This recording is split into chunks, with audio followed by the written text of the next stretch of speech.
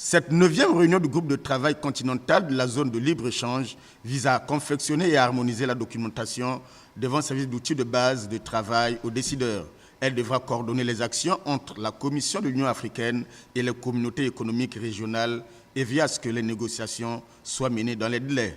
C'est en fait l'organe un peu qui produit les éléments, toute la documentation dont les pays, les négociateurs de chaque pays auront besoin.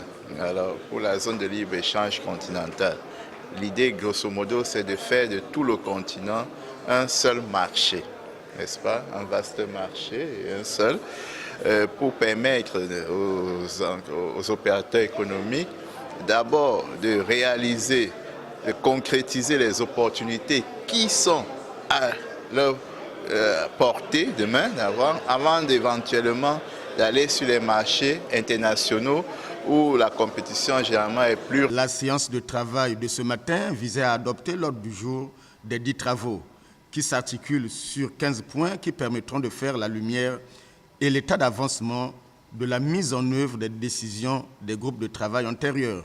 À l'état actuel, les négociations sont en un état bien avancé.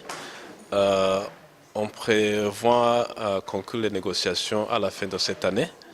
On a déjà adopté les modalités de négociation et donc nous espérons qu'à la fin de l'année, on va adopter le texte de l'accord mettant en place la zone de libre-échange continentale. Donc il y a beaucoup d'avantages d'avoir la mise en place d'une zone de libre-échange continentale.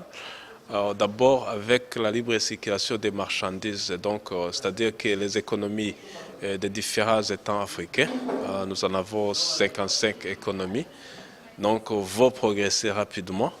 On aura un avantage comparatif à augmenter la production. C'est la 25e session ordinaire de la conférence des chefs d'État et de gouvernement de l'Union africaine tenue à Johannesburg en juin 2015 qui a lancé les négociations pour la création de la zone de libre-échange continentale. Les travaux de Libreville prennent fin vendredi prochain par l'adoption du rapport de la réunion.